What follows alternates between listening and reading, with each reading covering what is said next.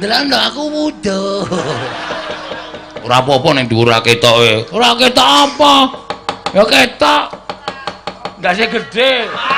Wayang Kilat, channel kisah pewayangan Jawa epik, seru, dan penuh makna. Pandawa, Kurawa, Semar, Gatot Kaca, Arjuna, semua hadir singkat dan menarik. Subscribe sekarang. Nolo garing dalem Bapak. Petro, Wonten dawuh mo.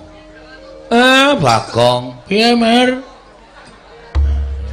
Karo ndaraan Bapak kok le nyeluk kok mengmir Kulino e. ha iya ni aja marmir-marmir mesake Bapak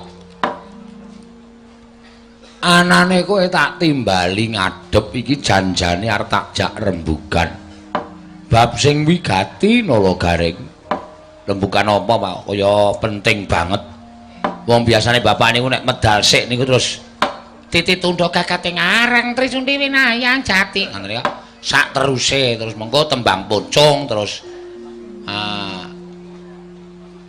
Sekar Pita kentruwo membo pethekan Sekar Pita kok kentruwo pethekan ora apal ya Tru ha iya kok dadak nganggo rembug wigati barang ajeng rembug napa Pak Nala Garing Petruk lan Bagong kowe tak kandhani ya Dole nek sejatine bapak kuwi arep bangun desa. Weh. Bangun desa. Weh. Bangun desa. Weh, diganti meneh lakone. Diganti piye to, Gong? Kok beda karo sing wingi-wingi. Bangun desa iki dina iki laon apa-apa iso le rasa.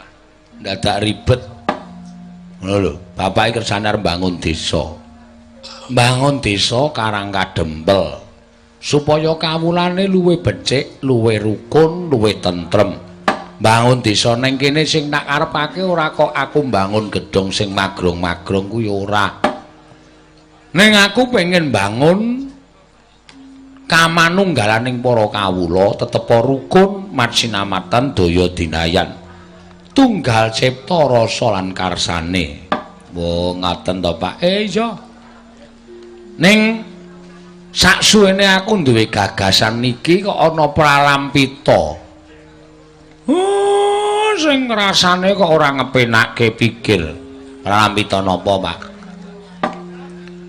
Pendak-pendak aku krungu kenthongan. Lah kok dadi atiku kumesar. Mongko barengi swara kenthongan mau mesti ana rijal ingkang munya ing kidul kulon.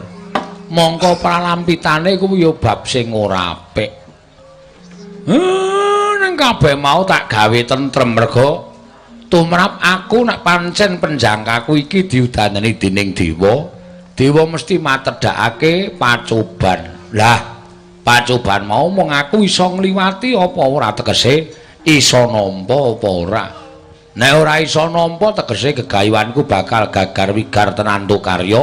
Ning nek iso nampa pacoban mau dadi kanugrahan. Gegayuhanku bisa kasembadan Dole. Oh nggih. Menawi kersanipun Bapak ngaten namung sendika ndederek kula kadhawan menapa kula mboten badhe selak. Semanten ugi kula kadhawan mlampahi ing tebih beto barang ingkang ngawrat kula mboten badhe selak, Pak. Semanten ugi ingkang putra Wragil pun Bagong. Nadyan kula kadhawan supados nedha ingkang kathah. Saha ngunjuk ingkang sakelangkung tuwa. Kula mboten badhe selak, Pak. Wong kok senengane menggon pangan to, Gong. Nyambut gawe sik. Mulai nyambut gawe entuk pangan dirasake. Tetes sing kringet kuwi arep mung sethithik, entuk-entukane sithik.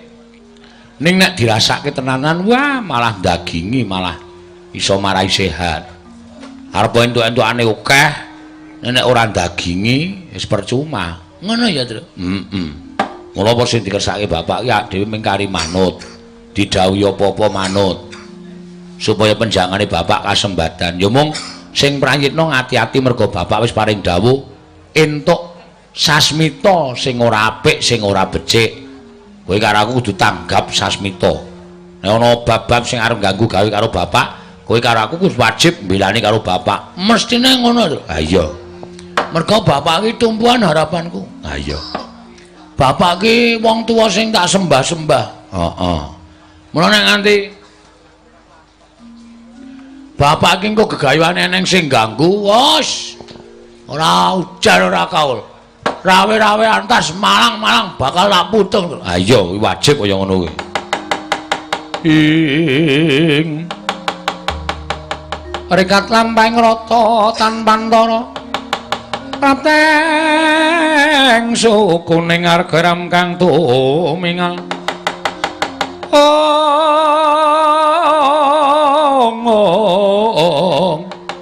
Hiram kang tumingal dendeng saengga praja dereng ngantos paripurna Mbawacana kasaru praptaning ngenalindring Mandura Prabu Baladewa ngembletek-betek Kakang Semar aku ing Prabu aja kaget Kakang Nayantaka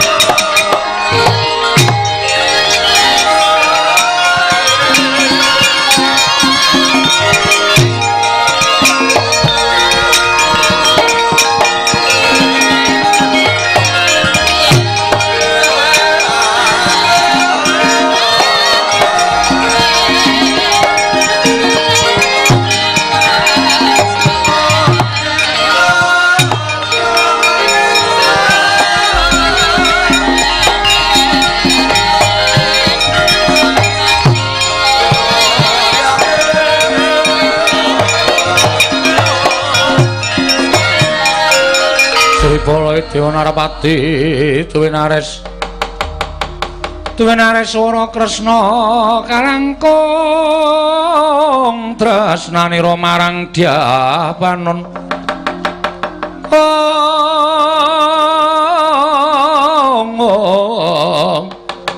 marang Dyapanon Cinawi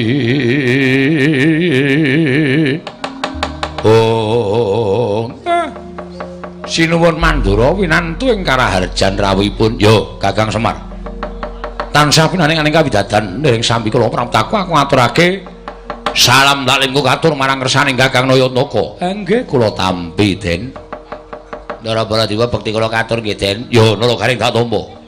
Ndara Baladewa bekti kula katur nggih, Ndara. Yo, Petruk tak tampa. Ndara Baladewa bekti kula katur nggih. Ya, Gong. Ora disauri dhewe ora. Wong edan pendak-pendak Bagong iki digawe kisruh. Kowe ngaturke bekti apa ora? Nggih. Tak tampa. Ora urung ya ditampa kok. Sampeyan maringi pangestu mboten? Ora. Oh, edan iki. Ora bakal maring pangestu karo kowe. Wong ngaturke bekti karo kowe ya sembrono kok. Nggih, Pun. Sinuwun Mandura ngaturaken bekti kula konjuk. Ya, tak tampa pangestu Tampanono. Nggih, kula tampi andadosaken bingah raos sing manah kula. Ajeng unjuk napa, Den? Lho. Apa iki arep nyuga Baladewa iki cukup uripmu apa piye? Wah, kalung kula loro. Waduh. Niki lho Mang Samang to. Lho, rak kaya penyanyi rap. Penyanyi apa? Rap. Dadi penyanyi tikus.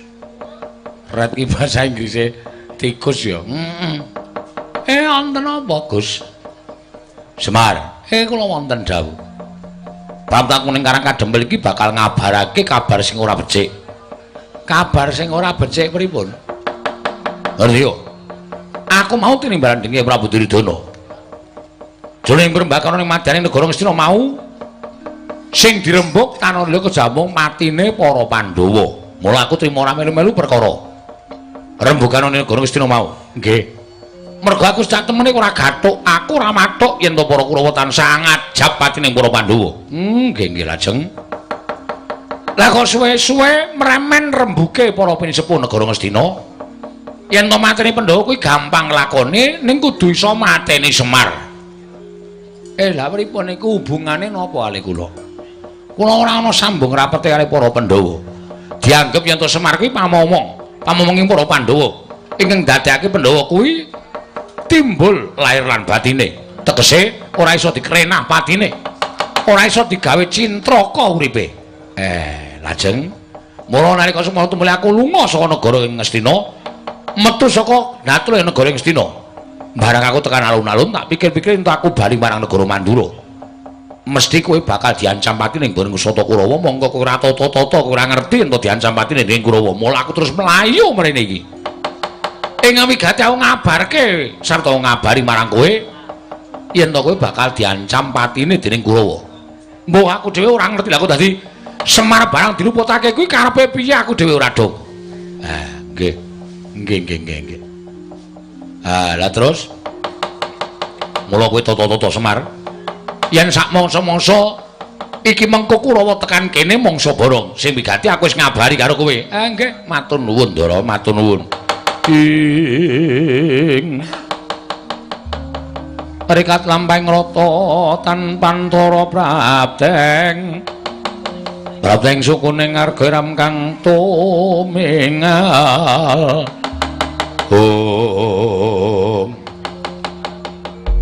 Dereng ngantos paripesame Mbawasana kasaro praptaning Raden Antasena, Raden Ganukaca tuwin Raden Antarja dumrujug tanpa laraban.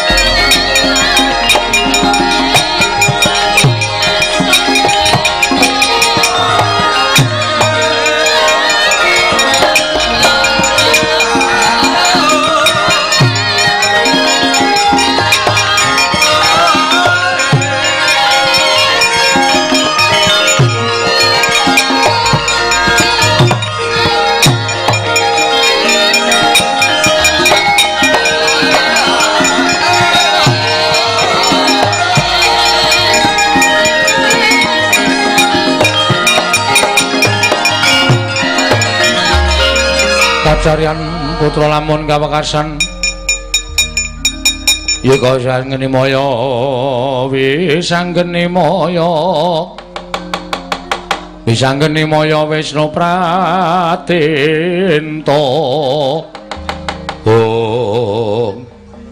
Aku sing teko kek Ndara Antasena. Ya Ndara Gatotkaca wilujeng Den. Ya Siwa Semar slamet tekaku. Ndara Antarja wilujeng ya Siwana Yantaka slamet tekaku. Wah, Ndara Antasena bekti kula nggih Den, garing tak tampa. Ndara Gatotkaca bekti kula nggih Gus. Ya garing tak tampa. Ndara Antarja bekti kula nggih Den, ya garing tak tampa. Ndara Antasena bekti kula ya terus tak tampa. Ndara Gatotkaca bekti kula ya terus tak tampa. Ndara Antarja bekti kula ya terus tak tampa. Mbageke kok. Ndara Antasena, wus. Antasena. Kula ngaturaken bekti nggih. Ya, Gong tak tampa caidan. Lah, aku ya omong ya ngawur kok. Ndara Gatotkaca bekti kula, ya Bagong tak tampa. Ndara Antarja bekti kula nggih, Den. Ya, Bagong tak tampa. Pripun enten napa ning kok ding gruduk tekan Karang Kadempel? Kek. Aku nampa sasmita. Aku nampa dawuhing dewa yen to aku supaya cedhak lawan Kakek Semar. Sebab miturut sasmita ingkang dak tampa, jare Kakek Semar bakal duwe gawe. Ya bener apa ora, Kek? Pripun to? Digawe napa? Kula niku ora digawe napa-napa. Kakek aja goro. Arep Antasena tak anggap wong ora ngerti tata krama, wong ora ngerti unggah-ungguh, ning aku iso maca karo legetane penggali Kakek Semar. Padha karo sasmita sing wis tak tampa, mula kang wektu dina iki Aku tekan kene arep bantu karo kakene Semar. Kakang Garuda semono uga, Kakang Antarja semono uga. Apa sing dadi bot-repote Kakang Semar, aku bakal sak biantu. Wah, jan. Kula niku gumun karo sampean. Piyai nom kok lantiping panggraita ngungkuli karo sing sepuh-sepuh. Kula niku dereng ngomong karo sapa-sapa kok sampean wis ngerti karo napa sing kula gayuh, napa sapa sing kula jangka. Nggih, matur nuwun nek niku pancen lahir batin sampeyan ajeng bantu karo Semar ning kula nuwun sewu gandeng niki wau kula entuk kabar nek Semar niku ajeng diancam patine. Lho, sapa sing ngancam patimu? Mboten sanes para Sata Kurawa. Lalu putih kakene Semar apa? Kula niku wis biasa karo Kurawa. Kurawa niku nyawang wong ora luput ora kleru mesti bibidana mesti ajeng dipateni. Niku pambeganing Sata Kurawa. Mula nek sampeyan ajeng bantu kali kula manut mang bantu kula ya gelem. Sabiyantune sampeyan sing matur kali kula njaluk dibiyantu. Kurawa aja nganti mlebu sabet-sapa negara utawa ing Karang Kadempel. Mangundurke. Diundurke alus nggih monggo, kasar niku kula pasrahe karo sampeyan. Lah. Nek ming Pakdi-pakdiku para Sata Kurawa aja kuwatir. Yen to bakal ganggu gawe karo Kakang Semar nggone bakal duwe gawe iki. Aku Kakang Gaja Kakang Antarja bakal nrenggalangi para Sata Kurawa. Nek ngoten matur nuwun, matur nuwun. Mundhak sami rawuh wonten ing mriki mang pethuke sak jawining rangkah Karang Kadempel. Mengki nek perange teng Karang Kadempel ndak akeh kawula sing padha kesempyok ing ngaradan. Njaluk pamit yo kek ngatos-atos Kakang Semar nyuwun pamit. Ndara Garkaca ngatos-atos. Siwono untuk aku nyuwun pamit. Ndara Antarja ngatos-atos sampun kados lari alit nggih, Den.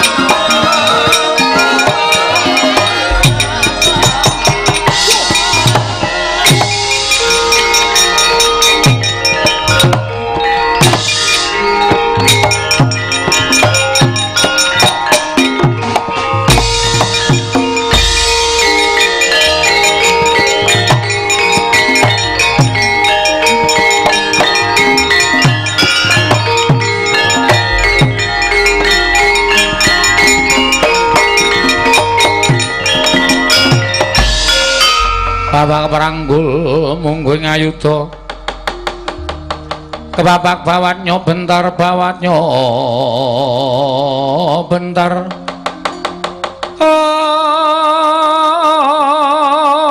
ngomong kebabaknya mungguing ngalogo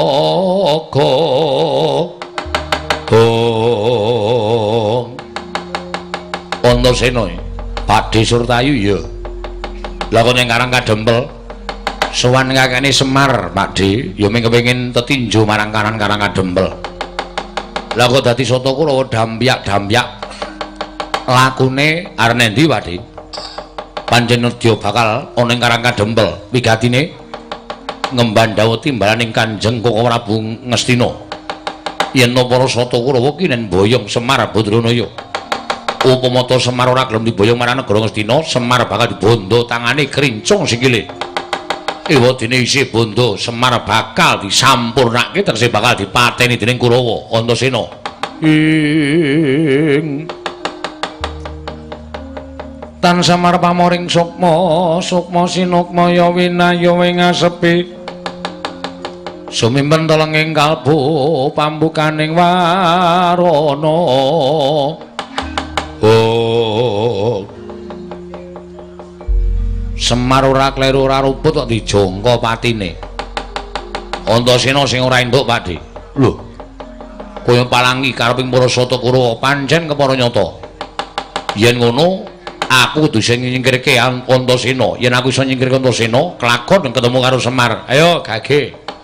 Yen pancen kowe iso nyingkirke Antasena, singkirna. Ning sisip sembire kurang-kurang bejane. Aja takon dosa, babati gamen wak gulungi genderamu. Kene marganing patimu Singalena prapteng lalis, Pakde Surtayu.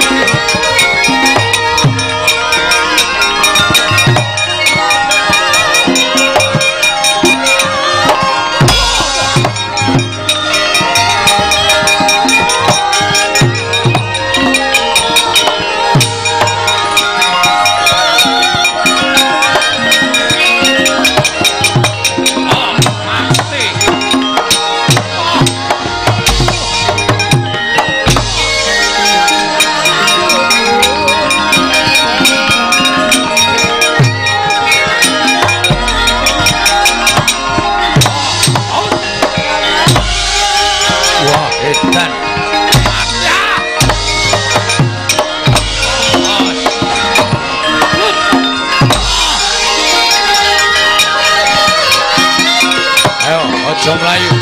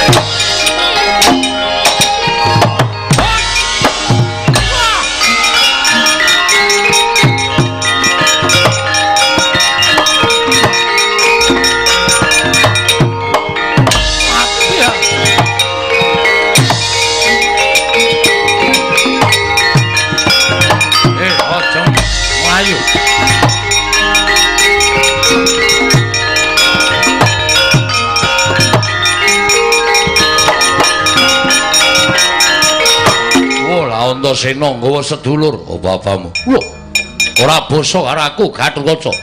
Siwa Kartomarma. Gelem bali apa ora? Ora gelem bali lakon tak gembol ndasmu. Keparat.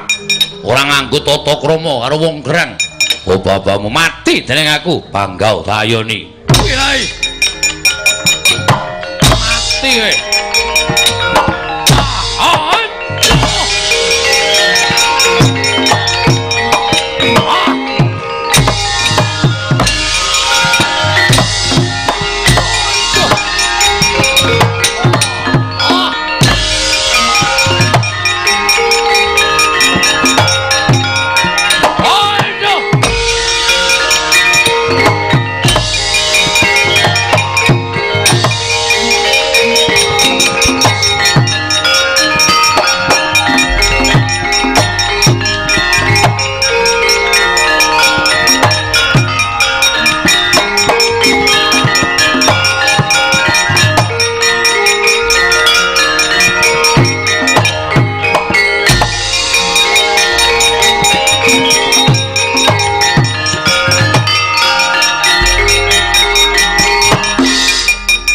Antarja. Ya dasar Pranyata.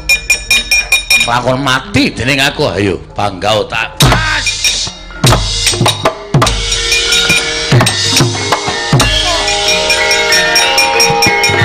Mati ya.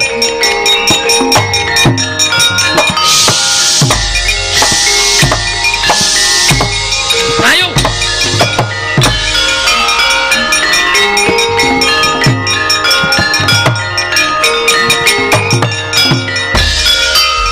Durman.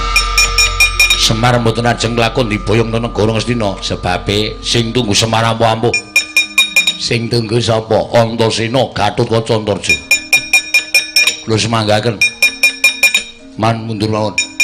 Kurawa ken mundur kabeh aja nganti ana kurban. Ning nganti enten kurban sampeyan kali kula sing ditutuh karo keluargane. Mundur mawon. Mundur man. Wong telu sing gelut iki mau sing tak paido ming kowe. Lho kok kula? Gelut kira ya sing gunake keterampilan. Gelut kok ming anggere kowe di waduh. Aduh. Kok kaya ming guyan to? Man, sampeyan ampun ngece, mangrasake se Antarja. Samane nganti ora mlonyo awake. Antarja niku nek ngoten niku nyembur. Nyembur nggih. Teng awak tiba niku upase kemranyas larane ora jamak. Mula sampeyan ampun ngawu gawar-ngawur nek ngarani kula ming etok-etok diyak terus tiba niku. Ning le perang nganggo tenaga ora ming sak penake dhewe sampeyan ming tenguk-tenguk dawuh. Nek ming dawuh iso wae. Muga-muga temu Antarja disraine men modar. Kok nesu ta? Wong genah kene iki ming genahke kok malah nesu. Rumangsaku kok sarwa ora kepeneran. Sapa sing arep maju?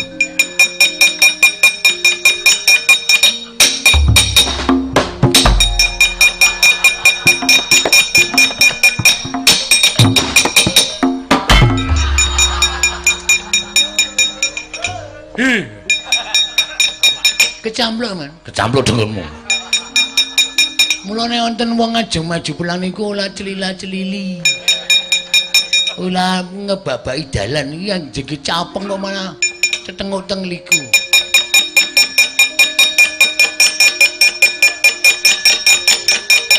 Oh, Po. Rene bae. Ajeng kula campluk ping pindho. Aku iki arep perang mungsuh anak-anak pendopo arep perang mungsuh kula aku. Nek pancen sampean wani mungsuh sampean mawon. Sing jelas kula menang. Dur ora sembrono. Ndang to. Nek pancen maju wae. Antasena. Apa Pakdi? Kowe sing ngalahke Cultayu. Kowe sing ngalahke Cultayu? Heeh. Kaltomarmu kalah karo Jawa. Kakang Garukaca. Aja Tama kalah karo Jawa. Kakang Antarja. Berarti kowe wong telu? Iya. Aku Kakang Garukaca, Kakang Antarja. Wedan. Ya wis penake.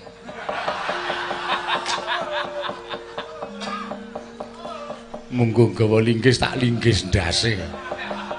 Kene iki ngrungokke tenanan kok ming etung-etung cacah, ming sensus.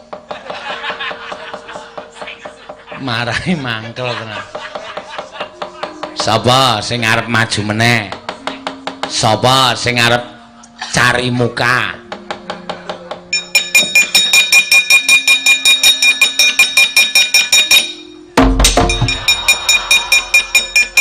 Welah.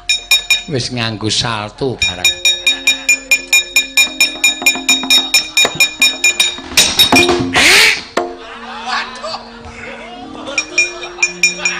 Ngopo, Cit? Lele capeng ngrimpet sarung suwek, Man. Tak salin sik. Iya.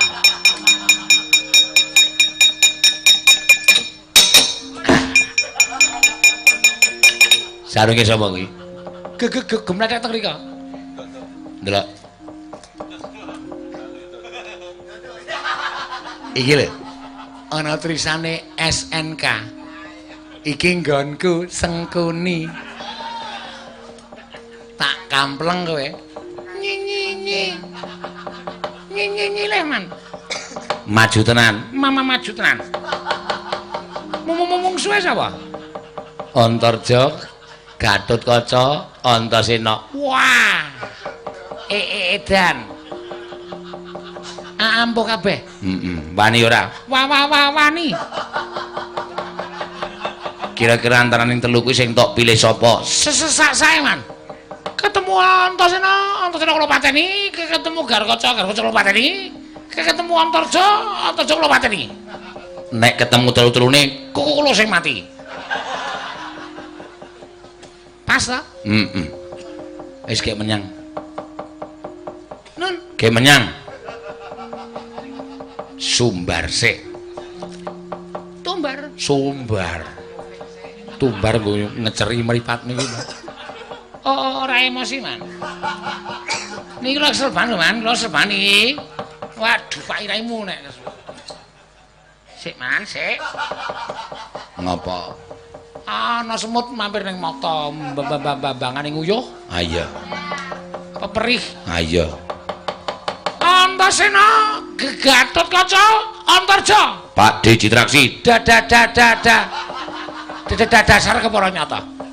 Kowe menang karo Susortayu, menang karo Kartomarma, menang karo Asatama. Lumrah.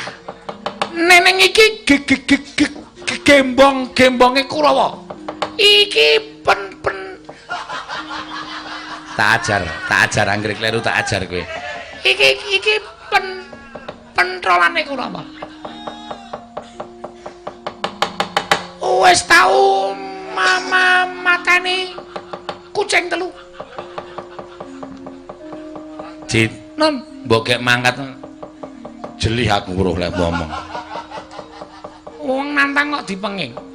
Maju Pak D. Njaluk mati cara piye? Kokusnul Khotimah. Nek iso mati sing apik. Lah mati sing apik kene. Kepruk istilahmu modar kowe. Wedan. Karo wong tua kok ora sopan. Sisirahe wong tua dikepruki. Apa serahe Kakang Garkaca wis sagu nugel gulumu puntir. Sirahmu tugel. Mati dening aku. Edian sumbare medeni kabeh. Terus Antarja nek ketemu aku arep ngapa? Sembur mlonyo awakmu Pakde. Edian. Urung dibubuti wis digawe mlonyo. Aja maju Icen. Antasena, Syukur. Wong kon maju ket mau kok dadak cerewet bae. Watuk kowe syukur. Antarja, Gatotkaca, Antasena. Aja maju mboko siji. Maju bareng legane atiku tinggal lunga dadi wae.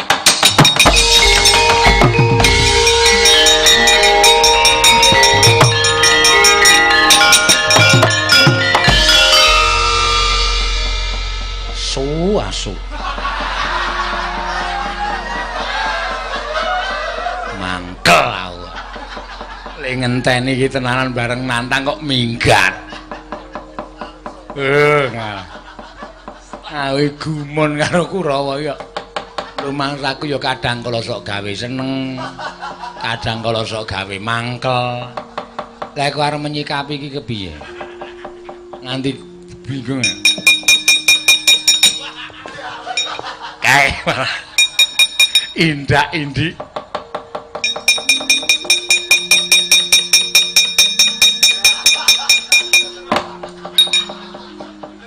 Pak diinteraksi mau nanti neng kana nantang kok iso aja iya ya kono kene diundangke Pak Mbah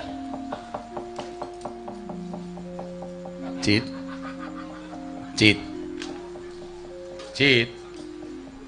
nanti kowe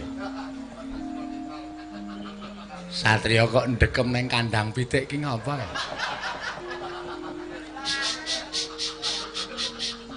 ngapa maksudnya oh kon meneng nek kon meneng ki le ngono pisan bae kami sosolen. Lar maju ora golek-goleki mungsuhmu. Omong nek kula. Omong nek kula masuk angin. Wong awake wis kemringet kok masuk angin. Gejala usus buntu. Ora ana apa-apa kok gejala usus buntu ki apa to kowe iki? Ajeng orasi. Apa? Ajeng orasi. Orasi sing dibelek niku. Operasi. Orasi dengkulmu mlocot. Iki rasane wis kelangan lho, Dit. Iki rasane wis kaya ora perang lho. Saking kesu ben. Kon kajenge atas kabeh aja. Es ben luweh. Ora maju tenan. Ayo Kurawa sapa sing ketok? Tutuki karo Antasena.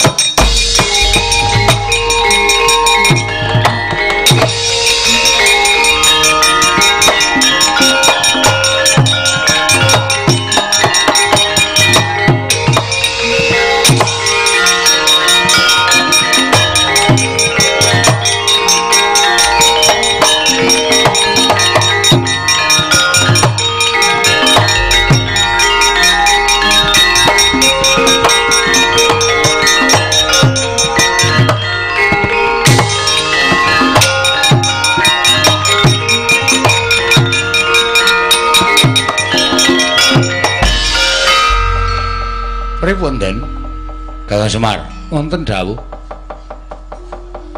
aku kok ora iso mitung nganggo nalar sing ganep keparangipun monggo janjane kowe iki ora klebu wong sing wigati tumraping para Pandhawa upama Pandhawa kuwi dipateni yen pancen sing mateni kuwi pinter mesti iso mateni para Pandhawa lah kok dadi kowe ora ngerti kenthang kuwi ning lakon kok ngerti-ngerti diajab patine karo para Sata Kurawa. Ora aku tak takon karo kowe. Kok kowe iki mesti nampa lelakon kaya piye to Semar? Lelakon iku adile mung kudu dilakoni.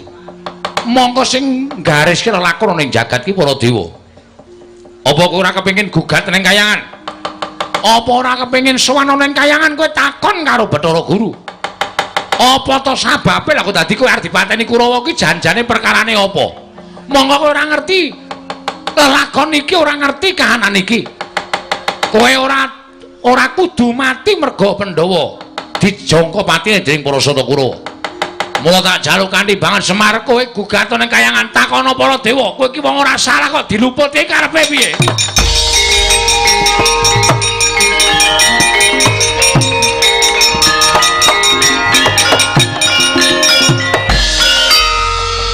Nek kula munggah teng kayangan sing tunggu Karang Kadempel sinten? Aku. Mengke nek anak-anak kula do melu, ya wis ben. Men do ngerti kahanane bapakne. Ngoten, ya. Ha nggih kula mingkari manut. Kula nderek ngendika sampeyan lho. Nek kula ken takon karo Manikmaya adik kula apa to sababe kula ora luput ora kleru kok dijangka patine kuwi kula tak takon. Nek pancen wangsulane ketemu nalar kula trima ning nek pancen niki kabeh digawe dening para dewa ajeng kula tanjeke salah kula apa luput kula apa karo Manikmaya.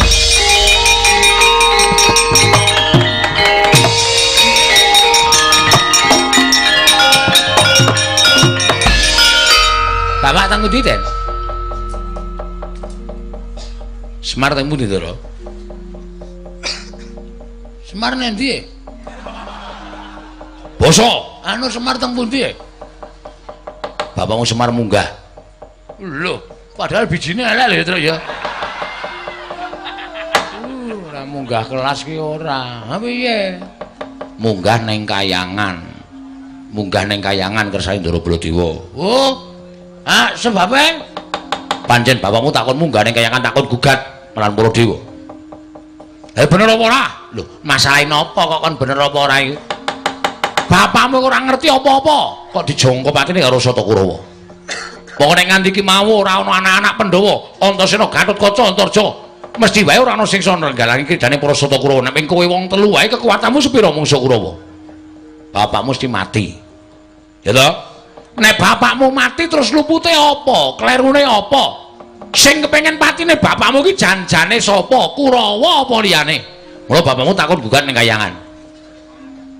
Nek pancen Bathara Guru iki ngudratake bapakmu pancen kudu dijangka patine, bapakmu takon ora trima takon ngamuk ning kayangan. Wei, lelelelelele. Arep ngopo reng lho anak mbarepe padake. Nek nganti bapak ana apa-apa, oh cilik loro gedhe tekaring pancen ning kayangan. Sapa sing ngukup nyawane bapak? Aku melu terus.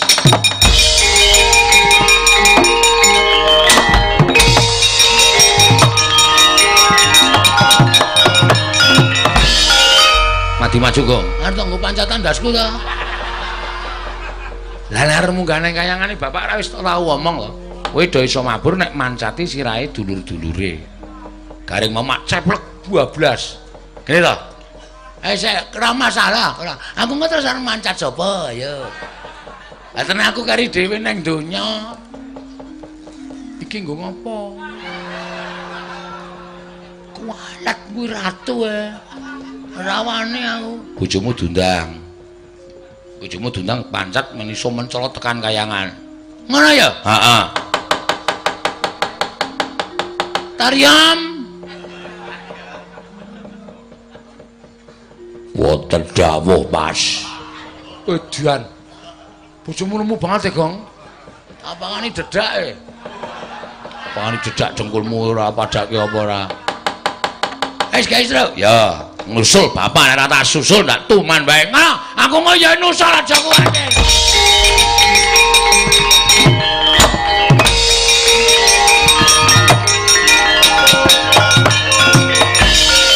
Meneng ya Yam aku arep nang kayangan. Lamet iki nggo srana wae Yam.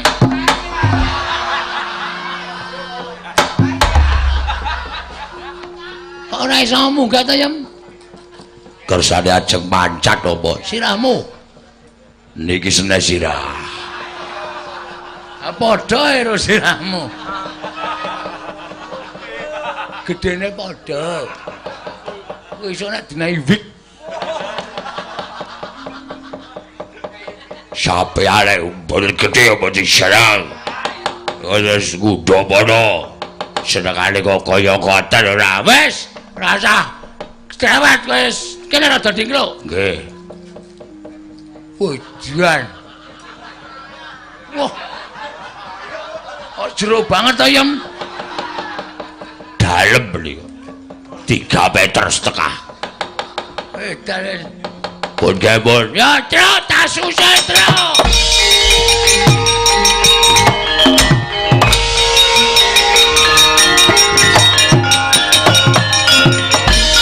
Lo lari ngapa kowe? Kurang ajar. Ratu tinggo dolan sak penake dhewe. Wah, muga-muga kelakon penjangkamu. Kek, aku wis rampung nyingkirke Kurawa, kek.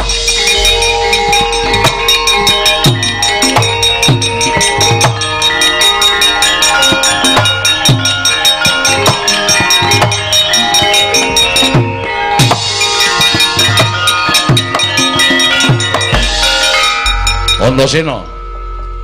Pakde Baladewa. Iya. Gosek. Sampeyan nang kene ngopo?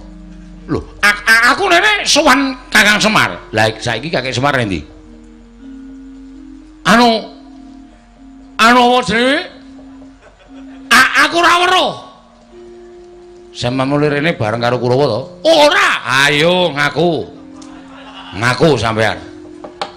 Bareng karo Kurawa ya to? Ngerti aku tumandang nrenggalangi Kurawa, mak gedhe Baladewa nyelingker liwat dalan liya. Terus ketemu karo Kakang Semar, saiki Kakang Semar tok ringkes tok bondo tok krincung sikile tok bondo tangane. Ngaku ora, Antasena, kowe aja edan. Kowe aja edan. Aku ora ndeni apa-apa karo Kakang Semar. Nek ora ndeni apa-apa karo Kakang Semar kok sampean nyelingker saka mburi. Ora ana wong nyelingker. Ais. Ngaku ora. Kene ora ngaku kriwikan dadi grojokan geguyon dadi tangisan. Lho, sen war ngopo? Apa sampean perlu tak peksa ngaku? Caramu maksa Baladewa piye? Tak jotosi. Lho, aja edan kowe. Aja edan. Apa itu arep jotosi piye? Mergo sampean dadi jalaran ilange Kakang Semar lan para kawan liyane. Nek sampean ora gelem ngaku, tak nganggep sampean kongkonane Siwa Ngastina ngene bakal mboyong marang Semar Badranaya Antasena. Aja edan, aku ora ngerti apa-apa. Ngaku ora. Aku ora ngerti apa-apa. Ngaku ora.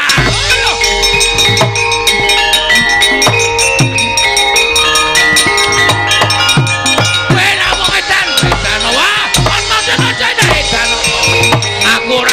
Hei, aja edan ora iso.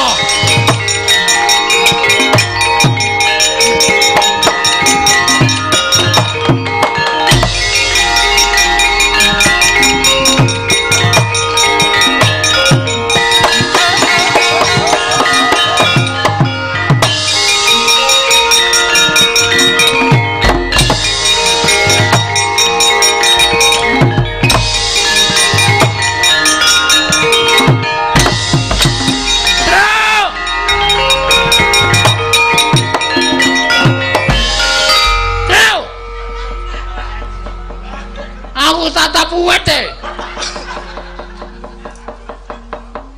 Piye? Ya nasibmu, Gong. Terus ora ono to, terus ganggu terus. Aku dibantu. Ya piye wong kene iki kekuatane Truk. Oh, bujeki kowe. Iya. Nah, gandulan iki. Wis. Yo ditangkap. Hup. Ah. Yo meneng wae lho, ora obah lho. Mergo iki aku mung saka dayane lek ku mencolot ki nganti iso mabur niki. Nek kabotan wong kok ndak malah medun aku. Yo. Oh, aku melu ya, Truk. Nah, aku ora dijak, aku ora iso mbelani bapak. Kudu mbelani anak kok ora mbelani iki piye. Ha iya. Kowe carane tekan kayangan tok gantung ngene iki aku ora masalah. Yang penting aku iso tekan kayangan. Ha iya nek ora ngono ndak ora ramu. Heeh. Truk, ngopo? Medun sik ya. Lah ngopo? Awe cenanangan kok. Cenanangan piye? Liwat papringan e. Sarungku kathokku keri ning papringan e, Truk. Delok aku wuduh.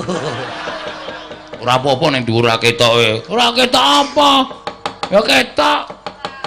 Ndase gedhe. Ora ketok piye? Engko ning ngono tak sili sarung ora usah trepet.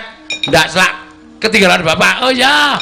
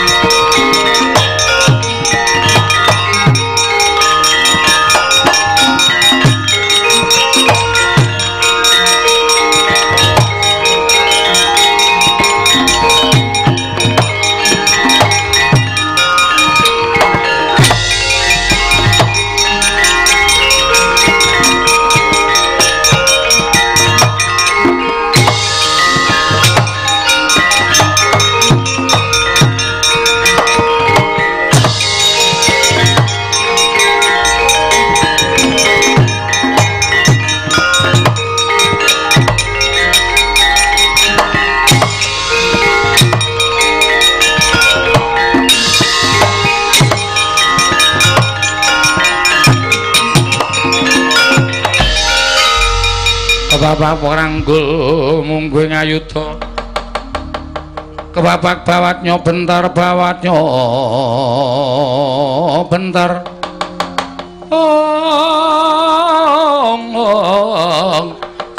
kebabaknya mungguing aloga Wediani sopas ya, Truk? Heeh. Bathara Guru nggawa Wadyabala dewa telu cacahe, Semar nggawa Wadyabala. Wong nekat telu cacahe. Kakang Ismaya. Manikmaya iya. Wonten menapa dene jengandika Kakang Semar rawuh wonten ing Kayiwangan. Guru. pancen niatku aku arep nanjike karo lelakonku sing bola-bali tak lakoni ning jagat. Ora kaya sing nak lakoni sak gedhagan iki ora beda. Pendak-pendak Kurawa rembugan, pendak-pendak Kurawa arep mateni Pandhawa, Semar mesti kesempet ing aradan. Semar mesti melu-melu dadi undering perkara.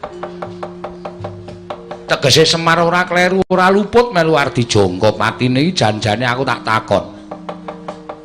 Iki kepiye to perkarane? Nggih. Inggih piye? Ayo kowe bloko. Sejatosipun pancen saestu kula ingkang nginger kiblatipun para tiyang-tiyang saking negari Ngastina. Tumunten kula menika nalindraning para dewa wenang damel mubah musiking manahipun para titah. Wenang damel lampanipun para titah. Tumunten kula ingkang nglebeti pemanggih menawi Semar utawi Kakang Nayantaka kedah sirna. Panci mekaten Kakang Nayantaka kula ingkang ndodho dhateng lampan menika Kakang Semar. Kosek. Kok kowe iso omong kaya ngono? Aku saiki tak takon karo kowe jane luputku apa, salahku apa? Aku wis trima urip ana ing jagat. Aku trima urip ana ing donya. Kowe dadi ratu ning para dewa. Aku ora tau ganggu gawe karo kowe, kok kowe pendak-pendak ganggu gawe karo uripe Semar. Mongko jagat karo kadewatan kuwi adoh parane. Amargi kula menika rumaos sakit manah kula. Lara perkara apa? Sedaya titah wonten ing jagat menika sami nyembah kalian kula, namung wonten setunggal titah ingkang boten nyembah kalian kula. Mboten tata krama, mboten basa, inggih menika Kakang Nayantaka inggih Kakang Ismaya. Wis mingerke blate wae piye? Aku ki kakangmu lho, Guru. Aku ki wong tuamu, aku ki kakangmu, aku ki dulurmu sing luwih tuwa. Lah kae. Kae. Aja sembrono. Kae nek nganti ngenengi apa ta apa? Iso katriwandan. Cekelen sik, tak leren leh kumayang. Daripada kenapa kono kowe sembrono ora gek cekat-ceket. Bleseke dengkulmu mlocot kuwi. Nek ijek urip terus mak cenut ngono apa? Kowe iki ngrembug apa ya Pak Malah? Panjen Bagong iki panjen kurang ajar. Kowe iki ngapa emer ora ana wong kleru kok. Aku sing disalahke. Aku tak takon. Aku wis ngalah karo kowe lho kowe isih tumindak kaya ngono. Aku iki wong tuamu kok kon basa karo kowe nek aku niat biyen kowe ora dadi dewa. Nah aku gelem matur sak nyatane lakon sing kelakon kowe ora bakal dadi nalindraning para dewa. Ning mergo aku karo Kakang Tejo Mantri nalika semana trima ngalah, kowe dadi dewa, kowe urip ning kayangan, aku urip ning jagat. Donyane wis beda. Ning kok kowe isih duwe rasa sengit karo aku. Karepmu piye? Kakang Nayantaka piye? Pancen saestu mekaten. Badhe kula silak ana tanpa guna. Samenika ngaten kemawon. Menawi Kakang Semar mboten saged pejah mapan wonten ing Madyapada, tumuli samangkilan kumprayogi menawi Kakang Semar pejah wonten ing kayangan. Lho, kok ucapmu kaya ngono? Kula ingkang badhe nyampurnaken gesangipun Kakang Nayantaka. Weh, dalah. Gong sabar, Gong. Sabar, Gong, sabar iki ning kayangan ora nekat ora. Wah, keloro-loro atiku krungu suarane guru tanpa murid. Sapa guru tanpa murid? Bathara Guru kok guru tanpa murid. Dadi pancen wis mbok niati to? Estu sampun kula niati. Kula badhe saya kuncara, kula badhe saya ketingal dipun ajeni menawi tiyang ingkang mboten nyembah, mboten basa kaliyan kula sirna saking lumahing bumi kreping langit. Wah, pancen iblis tenan.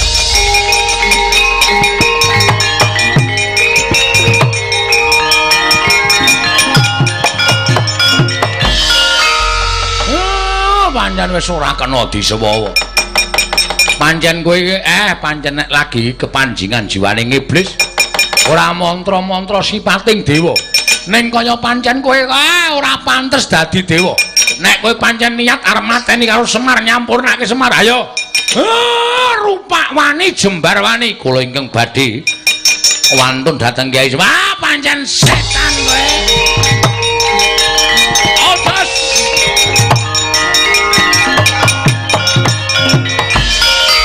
Nuwun gareng areng apa? Iki sapa iki? Ulun Bathara Indra. Wah, keparat kowe. Areng ngewangi bapakmu kowe. Kowe ngewangi bapakmu, aku ngewangi bapakmu. Ayo, aku ngewangi bapakmu, aku ngewangi bapakku. Kesusur-susur terus ayo alon-alon. Ayo, rupak wani jembar mani. Bela wani karo dewa sing tak wedeni apamu.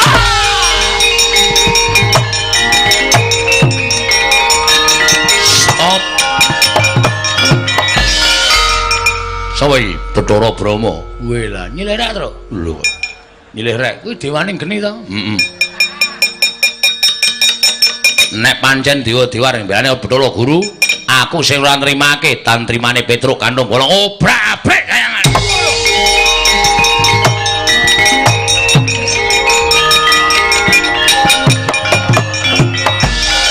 Iki Bagong. Heeh, ambek dewa damai wae.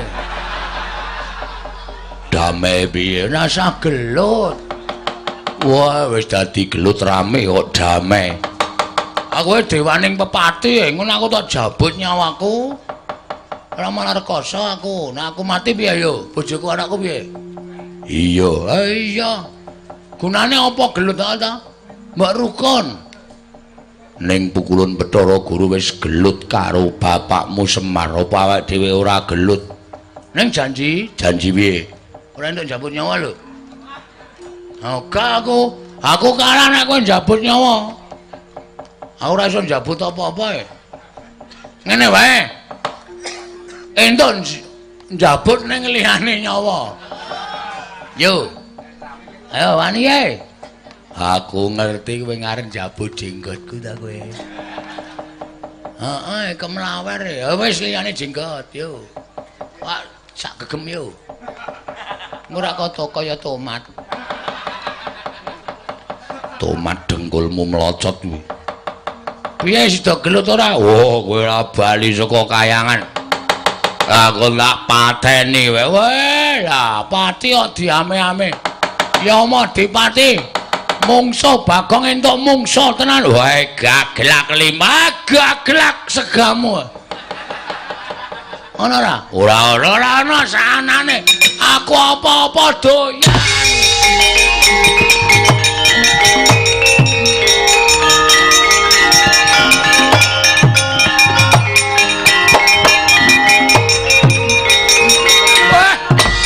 Ayam amok wae. Pancen niat kowe.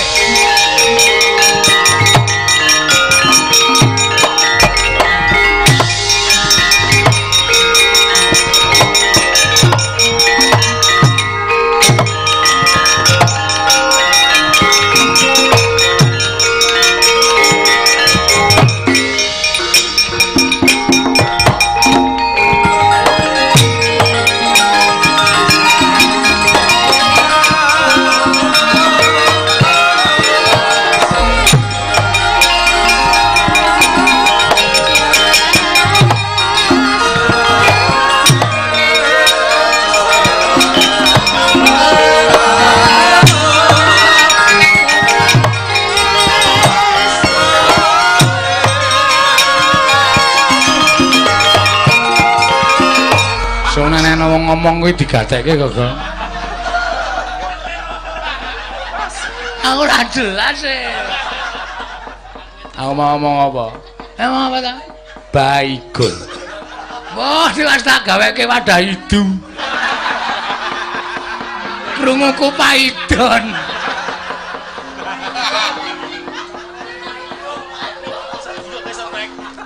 Ya ampun, Gong. Aku kudu piye menghadapi dirimu. Tobat. Aku ora ngerti, aku mau ya ora cetha kok. Pertama tak ulungi rek ya ora gelem. Awang muni Baigon kok tok kei rek. Ora adoh banget to. Bareng aku muni Baigon kuwi muni oke. Aku digoleke dus. Kon nggo idu anggepe aku mau masuk angin apa piye? Maaf, Tro, maaf. Ora jelas kok ya. Tanggo nyemprot kewan-kewan iki ora mlebu ning jare wong. Bola-bali wis celka-celki kok. Petro, dalem Pukulun menengo dhisik. Niki lho Bagong iki lho Pukulun. Bagong kena ngopo Petro? Wah, wis sampeyan nek kula critani malah Mangke malah mboten prayogi. Ora cerita-ceritake lho, Tru. Ora. Isen aku. Aku iki ale wis suda rungane. Ha iya. Ora nek omong njaluk ki seru. Astro mlebu mik. Oh. Cah payah ora. Meh padha lho, Tru. Ha iya wis ngerti. Paidon. Baikun. Ha, bener ta? Berarti aku kan ora salah-salah banget. Oh salah ya wong semprotan kok karo dus. Kuwi ana hubungane lho, nek bar tok semprot kewan-kewan ki lebokno dus maksudku ngono. Ya ora. Senake bunge. Edan. Senake kancane dijaluk. Oh alah. Guru. Pukulan njaluk pupu. Guru. Pupu dengkulmu mlocot ora. Ayo nak krungu ayo. Wonten dawuh Pukulun. Apa ingkang kita rembug jroning kayiwangan sayekti ulun wis ngawuningani kebangeten timen. Apa kita ora mersake karo Semar, ora mersake karo kadang kita. Semar wis gelem urip ana ing jagat, mongko Semar tanpa derajat, tanpa tapangkat, tanpa bondo, tanpa donya. Uripe Semar kaya wong popo, ngulandara, uripe sarwa sekeng, sarwa ora kecukupan, sarwa ora duwe, mung dadi titah lumrah. Kita ing kedunungan derajat pangkat bebasan sundu langit derajat pangkat lan semat kita. Nanging teka kita isih duwe rasa gedeng keburu sengit kelawan Semar. Mung merga nggon kita kuwatir kelawan Semar, sabab Semar ora gelem basa, ora gelem unggah-ungguh, sarta ora gelem nyembah kelawan jeneng kita. Apa isih kurang titah ingkang semono akeh wis padha nyembah kelawan jeneng kita. Semar kuwi wis rekoso Manikmaya. Ismaya kuwi wis urip ingkang kebak prihatin lan popo cintraka. Kena ngapa isih mbok gawe supaya titah ing ngamapan negara Ngastina padha sengit lawan Semar pekasan jangka patine Semar. Kebangetan timen kahanan kita. Mula kang sangka kuwi kanggo sarana nggon kita wis gendhak sikara kelawan Semar Badranaya Bathara Guru ora ketang ngamung sedhela kita kudu ngrasakake urip kaya dene Semar Badranaya mandi ucaping kulon Bathara menang.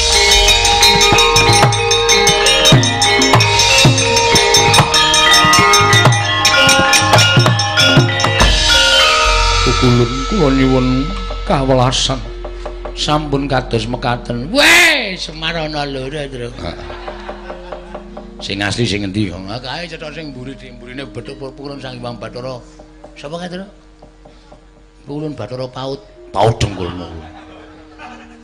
Cah cilik oyane klithian ya, Tru. Ha iki dewa ya, Nyuk. Kae iki dewa, malah Bathara Guru kalah derajate karo kae-kae mbahne Bathara Guru. Masa? Heeh. Kok untune wuto? Wah. Engko nek disotke dadi uler tenan lho. Ora sembrono to, Gong. Kula nyuwun pangapunten. Wis kita kudu ngrasake dadi kaya dene Semar. Rasakno. Urip kaya Semar kuwi ora enteng. Badranaya wonten dawuh Pukulun.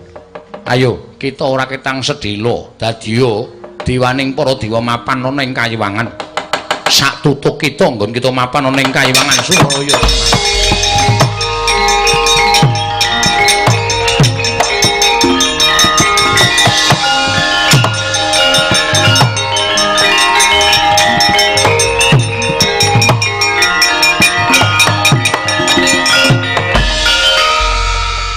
Semar ingkang kedadian saka Bathara Guru kita momong anak-anake Semar ingkang kebak kurang ajar. Bagong kae yen karo Semar bapakne tumindake kurang ajar ning Semar mesa sabar mesa ikhlas rasakno yen dadi kurang ngajari karo anak-anake Semar. Ben kita ngrasake kaya apa sengsarane kadangmu tuwa Isma ya nggone urip ning alam kadang. Mer. Bise. Kampleng kowe. Aja. Iki kowe tak jaswane negara Ngamarta. Omong karo Punden Pandhawa nek kowe arep mbangun desa syarate kudu kowe nyuwun syarat ditumbali getihe Werkudara, ngono ya? Gelem fotonya. Gelem fotonya. Gong ora ngawur lho, Gong. Dadi napa apa diajar iki sing ngajar kudu awake dhewe. Ning Werkudara. Iki Bathara Guru wis ora urusan. Kok ngecek nganu karo bapak sia-sia ya. Aku kok tak jlomprongke. Lho kok kowe ngerti? Kowe ngerti piye? Yo ngerti kok iki wong waras ya ora. Nek nganti tak tutke ra gelem muni ngono, dican ana larak ning jaba gebuki kok. Ben. Gong. Wis ora urusan. Aku sing ngatur perkara iki. Nek nganti wis ta, ya.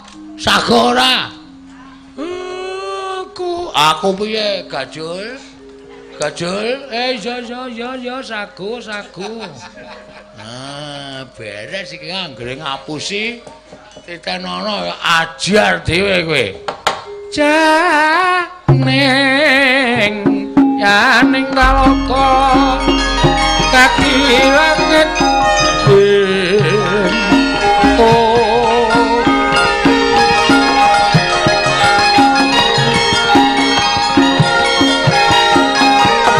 mambang pangkepasulan pamaneka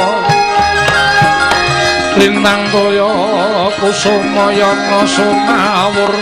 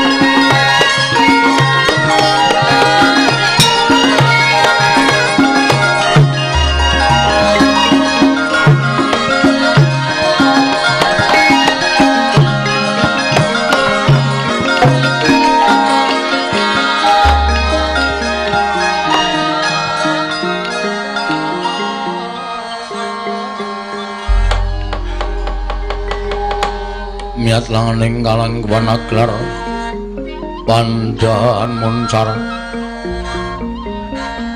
tinon lir kekonang surem sorotetan padang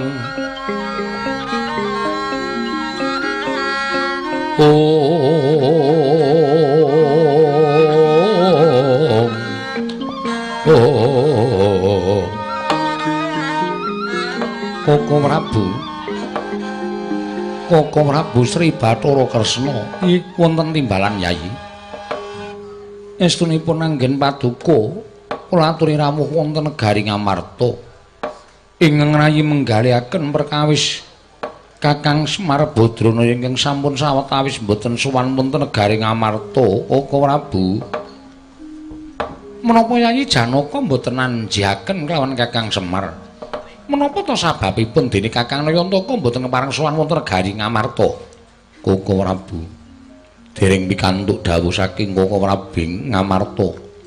Mila ajri raos sing manah kula menawi kula ngrimini dhateng wasisaning Nalindra Ngamarta.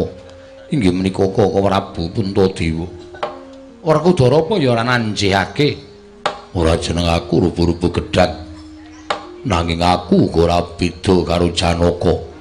Yen durung entuk dawuhing barep tangeh aku wani nglakoni sowan utawa tilik marang Karangga Dempel nanjake kelawan Semar Badranaya. Koko Prabu ingem katen sakmangke Koko Prabu mugi kepareng nggali nganti dhateng kadang kula salah setunggal kepareng wonten tinju dhateng Karangga Dempel nanjaken dhateng Kyai Semar wonten menapa dene mboten kepareng sowan wonten negari Ngamarta. Koko Prabu miat langening kalanggiwan aklar pandan moncar tinon lir kekonang surem sorotetan padang kasor lan bacaring purnameng gekono dasari mangsa katiga ing dereng ngantos samimbal wacana paripurna kedadak swaning Kira Semar Badranaya dumrajeg tanpa harapan nganti sanggya para putra Semare koden prayitna semuriris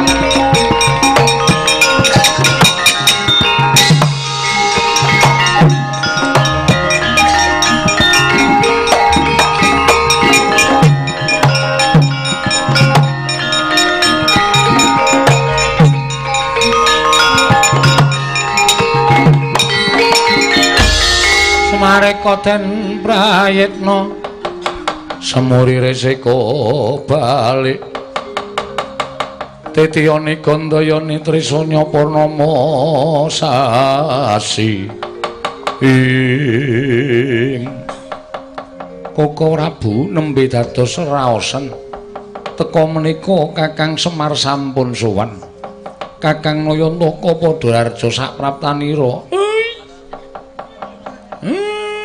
bleget duwek sadulita lit-lit. Inggih sinuwun, kula ngaturaken bekti kula kunjuk diweji. Iya Kakang Semar. Ora liwat pangestuku tampan ana. Nggih kula pundi nggo jimat. Kakang Semar padha raja sapraptamu. Sinuwun Ndarawati wilujeng. Bekti kula kunjuk nggih Den. Iya, Kakang Semar kok kaya ora kepenak awake. Masuk angin ngono piye? Mboten. Lah kok suaramu kaya radat sabene.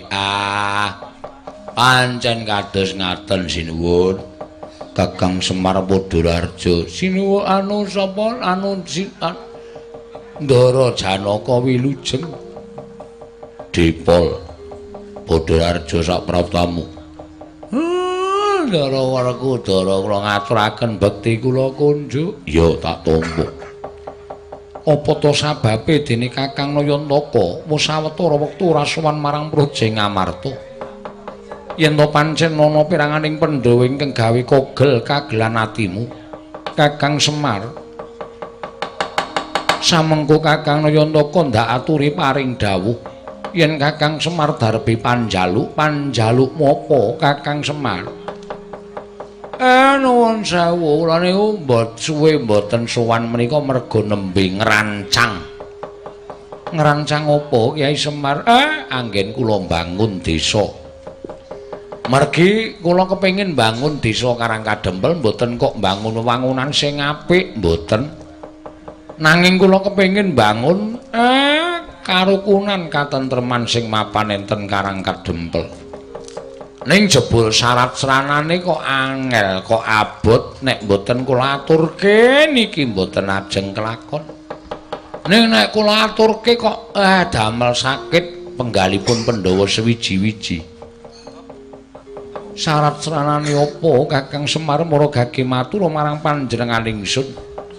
Sasmitaning Jawata ingkang kula tampa syarat srananipun boten sanes. Karangkadempel kudu ditumbali ngangge getih Ndara Werkudara den. Semane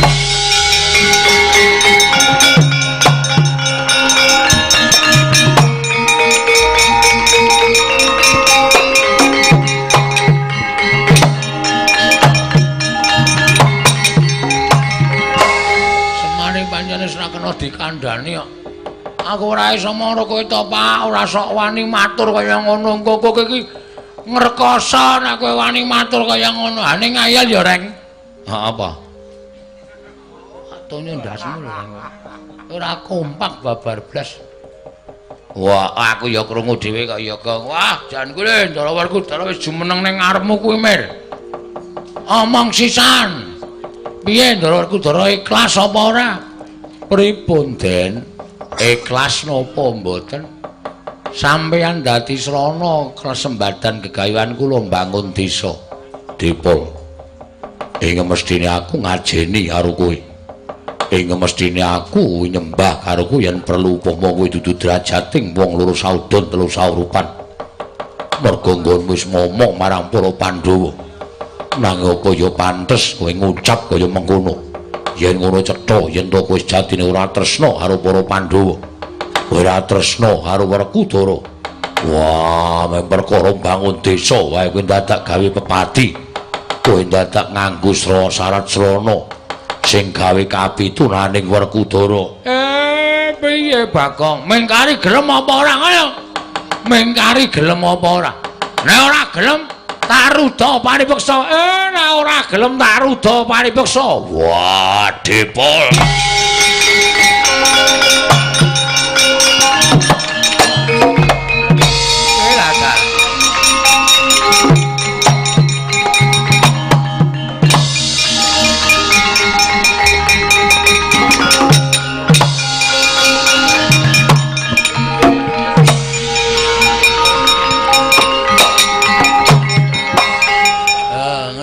Tegese ngajar ora awake dhewe. Ning Ndara Werkudara. Kowe dosa lho Gong kaya ngono kuwi. Tak mut ndasmu lho, Reng. Iki wis dadi sistemku, aku iki dadak mesti ngendondoni. Ning nganti kae engko sing dadi Semar kuwi cilik lara gedhe tekaning pati. Dewa lara. Dewa ora iso lara, ora iso mati. Diajar kaya ngapa ora bakal iso mati. Wis men kapok. Men jerah. Apa? Jerah. Jerai apa? Jerai isin.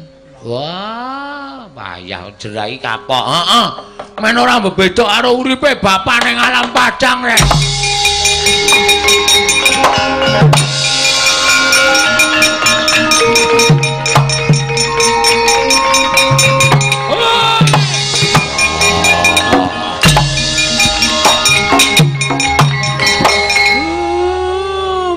disiksa Ndara. Kula ampun ditendangi. Gunane apa? Kowe suwita ning negara Ngamarta tundhone ming kaya ngene sing tok lakoni. Wah, kebangetan wis Semar. Wah, diuripi ning Ngamarta ning kowe malah sajaya arep mipri kekuataning Pandhawa. Wah, edan.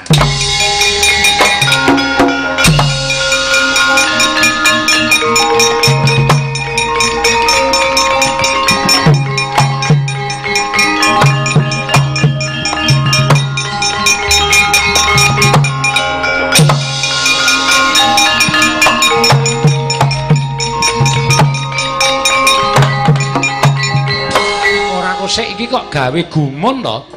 Bab napa? Lho biasane bapakmu kuwi nek dipiloro karo wong kowe iki mesti padha runtik. Lah kae ditendangi Werkudara kok kowe do meneng wae. Sing kurang kaprayitnan kuwi sampean. Lho. Kok kowe nyalahke aku? Ah salah. Gunane apa? Kedapuk titik sing Sang Hyang Bathara Wisnu. Kudune iso nyawang sapa to Semar kae sejatine. Ora mentuk kantakon ngopo Ndara nesu. Ora nyambut gawe ngapa mentuk kantakon. Ora edan sing edan kowe. Hus. Aku ki ratu ya tok undhek edan. Ayo disawang. Kanggo permana jati. Sapa sejatine Semar kae?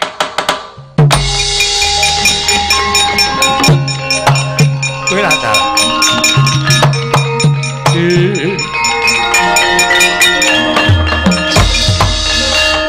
Lah kok dadi saka yang ngono kedadeane. Nah, niki kula critani. Wau bapakne gelut karo sing dadi Semar nika. Lho, gelut? Nggih. Lha perkarane napa kula ora ngertine bapakne adipateni karo Kurawa. Sinuwun Mandura rawuh teng Karang Kadempel. Bapak niku ajeng ngrancang bangun desa. Sinuwun Mandura rawuh kesusul anak-anak Pandhawa. Kurawa bubar mungsuh anak-anak Pandhawa. Sapa anak-anak Pandhawa Petra? Ndara Galukaca, Ndara Antarsena, Ndara Antarja. Lah Sinuwun Mandura niku sak perjago karo bapak niku kok sajahe kaya atine niku ora trima. Semar iki kok ora gugat ning kayangan. Janjane ngopo? Lah kok Kurawa ujug-ujug kepengin mateni karo kowe iki nek ora ana sambung rapete karo dewa tangeh lamun merga ati lan pikirane manungsa iki sing ngobahke para dewa. Nah, bapak runtik atine. Tak tanjiki teng kayangan. Kula ale-gareng kali Bagong melu mrika. Kula ale-gareng karo Bagong ngamuk teng mrika dewa-dewa bubar bapak gelut karo sing dadi Semar nika. Iya, terus Sang Hyang padha wenang medun. Heeh. Ndukani sing dadi Semar nika. Kowe kok ora ngrasake Semar to? Semar ki urip ning alam padang, Semar ki urip ning alam donya wis rekoso dadi wong sekeng, dadi wong ora duwe tukang momong. Kowe wis kebekan derajat pangkat dadi nalindraning para dewa kok isih duwe rasa gething karo Semar. Nek ngono hukumanmu mung ngrasake kaya dene urip kaya Semar. Jelek. Dadi Semar. Sapa? Nika wau.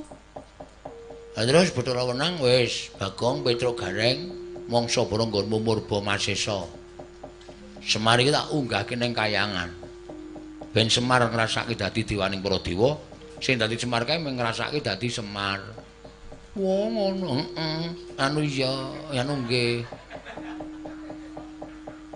Weh lah dalah. Lah iki mau ki sing ngakon nganggo tumbal Geti Werkudara iki sapa? Ngacung.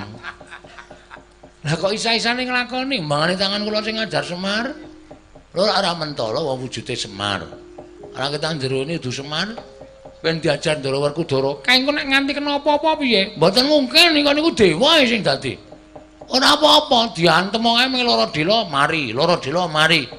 Nek nganti disudet kuku Pancanaka. Lho, apa mlendring?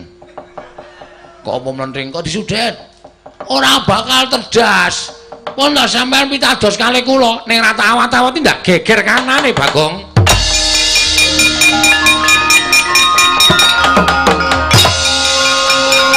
Yo.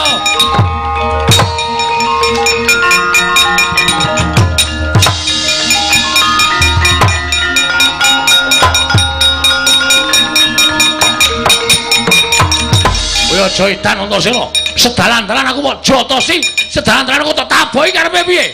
Orang ngruduke bak kakene Semar nendi? Tekan ngendi wae tak jotosi kowe Pakde. Aku cubriya karo kowe.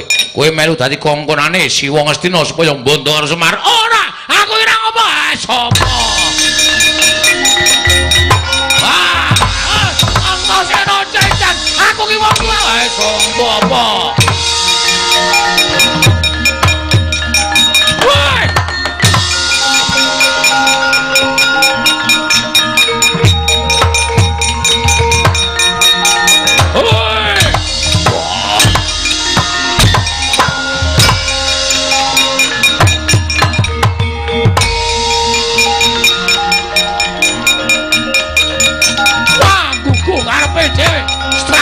Binatang wah. Wah, edan. Antasena kaya wong kranjingan. Ngantemi wong tuane sapenake dhewe. Lah kok dadi aku sing dituduh kaya ngene iki piye kanane? Lah iki menungsane keparat kowe. Semar. Semar. Kuli. Kula kok kuli. Kuli sinuwun. Kowe iki piye? Takon munggane kaya ngono malah tekan negara Ngamarta tapel wates negara Ngamarta piye? Kowe ngapusi Baladewa ya? Kowe ngapusi Baladewa. Nganti aku diajar karo Antasena, digawe pengiram-iram aku diwirang-wirang karo Antasena. Mergo aku ngeboti karo kowe. Jarene kowe munggane kayangan bakal gugat karo Baladewa. Lah kok klitian ning kene kowe iki janjane iso ditata apa ora kowe?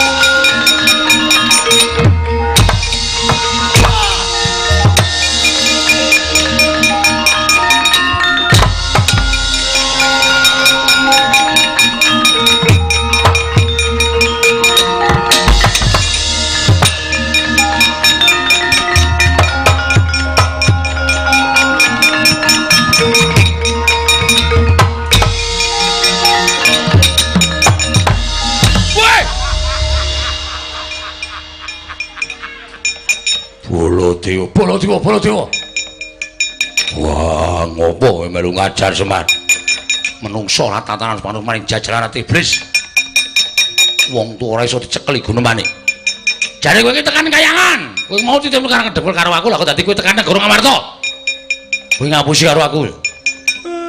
Mboten sinuwun. Werkudara ngopo Semarta ajar? Wah, arep bangun desa dadak nganggo tumbal gedhe Werkudara. Tegese Semar wis tegel karo aku. Tinimbang aku ditegeli karo Semar, Semar tak tegeli. Ayo, bener kowe. Bengawan Solo. Wah. Mula wektu dina iki aku ora trima. Aku ya ora trima. Nganti kanane kaya ngene aku ora trima. Kowe kudu tanggung jawab Semar. Aku diwirang-wirang karo Antasena. Wah, ayo kake. Dadeno tumbal Werkudara ning jagalan kaya sapi. Iki piye lakone?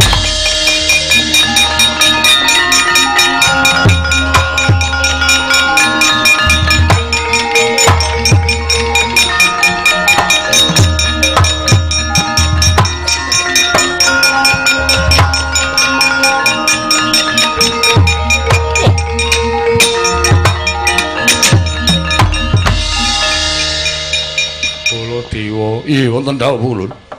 Ulun ingkang prapta. Lho. Lho kula ngasta utawi nganti dhateng Kakang Semar. Ya iki pancen Semar ingkang sejati. Ingkang nalika semana ulun dawuh supaya ngrasakake dadi dewaning para dewa ora ketang amung telung kedheping paningal. Sabab Semar ingkang ora luput, Semar ingkang ora kleru dijangka patine dening Manikmaya ingkang tansah duwe rasa gedhing keburu sengit kelawan Semar. Mula tumuli Manikmaya tak sebda dadi wujuding Semar dimen nglakoni urip kaya dene Semar dadi wong papariman, wong kang ora duwe sarta wong kang kekurangan ning jagat. Manikmaya Kula wonten dawuh Pukulun piye? Apa kita betah urip kaya Semar? Inggih Pukulun.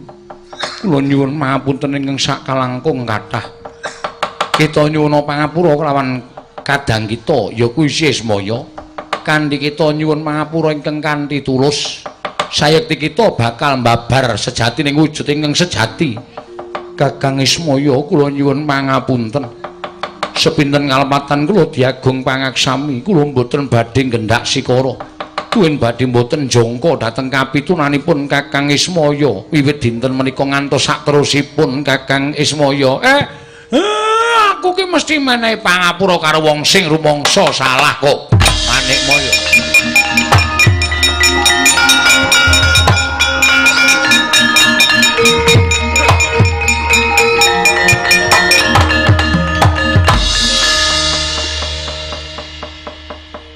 Kita wis ngrumangsani luput, Guru. Inggih. Ukulun kula sampun ngrumaosi lepat. Kanthi kaya mengkono, jangkungan sedyaning Si Ismaya ya kadang kita. Jangkungan sedyaning Semar Badranaya. Nggone bakal mbangun desa, muga dadi pancatan tentreming jagat sawigung. Inggih, kula badhe tansah ngulataken gegayanipun Kakang Ismaya Pukulun.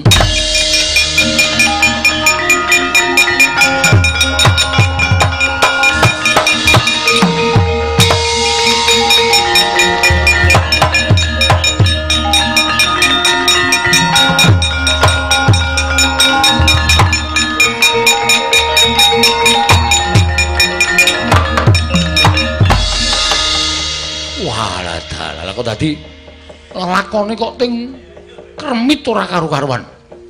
Wah. Dipol, kula sida njaluk tumbal aku apa ora? Sing nyuwun Rak Semar nika wau nek kula ora njaluk tumbal napa-napa.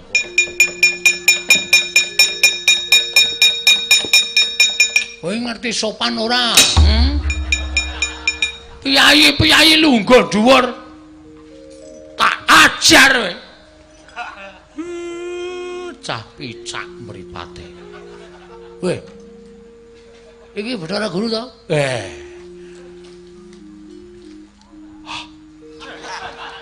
Wah, Semar tenan iki ambune jengkol. Edan ana wis malih to, Pak? Wis. Iki lho ya kaya ngene pancatan nggonku bakal kasembadan sediaku. Bathara Guru wis bali ning kayangan Bagong. Wah, wis jan urang tutuk le ngajar. Bagong edan. Aku ngajar Bathara Guru. Syukur kowe dosa nyemplung neraka kowe. Wani ngajar diwa cemplung neraka. Kowe sing gawe-gawe. Mboten. Mboten kula ning panjenengan mboten dingontenke ndak malamake Bathara Guru niku mboten jerah utawa mboten kapok. Wah, lho, kakek nang ning kene kae.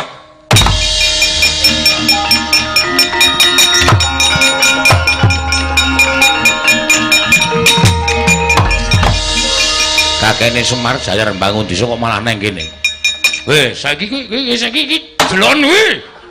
Kuwi didelokke kuwi senengane ngluputke wong gerang, ngluputke wong tuwa saiki sawangen. Iya, Dik, aku salah. Dade.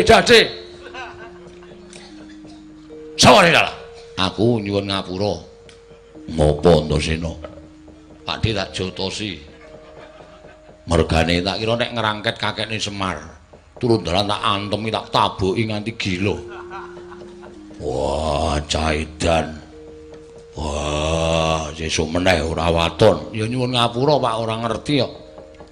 Wih, anakmu ngono ora tau diulangi ngono iki. Anake wong kau, anake wong dosa. Anake wong mutuh apa anane? Pakdene diajar aku ki ratu turun dalan dijongkong-jongkongke. Nyuwun ngapura. Nyuwun ngapura. Nyuwun ngapura, Pak. Wonge trima ora? Sapa? Sing ndok jotosi. Trima, ora trima gajulane. Sing girang rak malah wah, Werkudara iki malah nutur karo anake sing rapik to. Ora prayoga kaya ngono kuwi.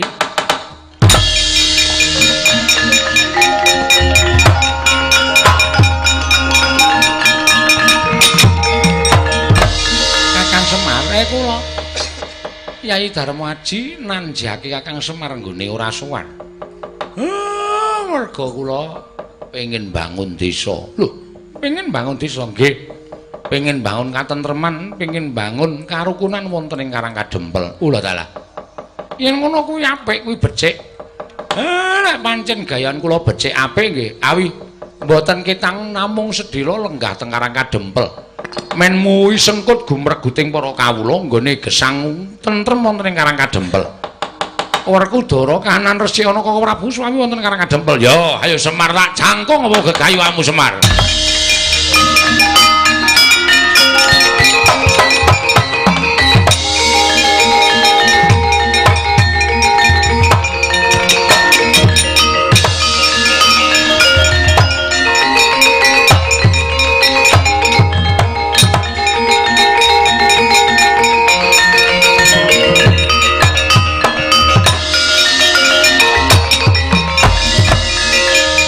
Werkudara, nggih. Jaluk Semar. Arep mbok nggo ngopo? Pateni Kul Ngastina. Wah.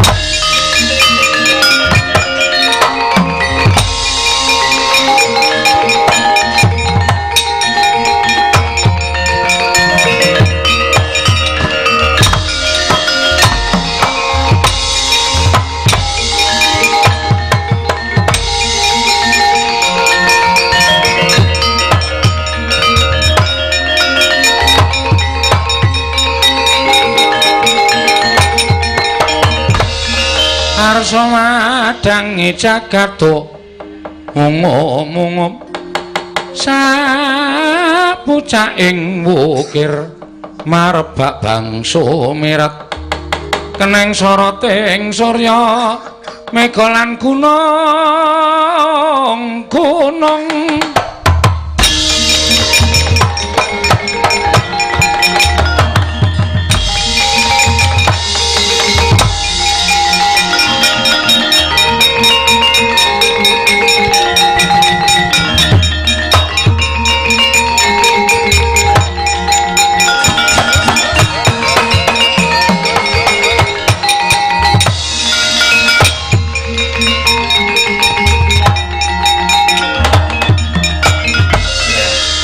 matur nuwun. Sedaya won paripurna kula wis disengkuyung. Anggenipun badhe miwiti mbangun desa. Ya Semar. Mugi-mugi nir ing sambikala mboten langgang setunggal menapa. Gandeng niki prabote ajeng terus dibablaske teng papan sing tebih mula nyuwun mapunten nek sakmenika kedah kula bubaraken Ndara. Ya. Mugi-mugi sami wilujeng ning sambikala samudayanipun kula nggih tentrem ayem mboten manggal setunggal menapa.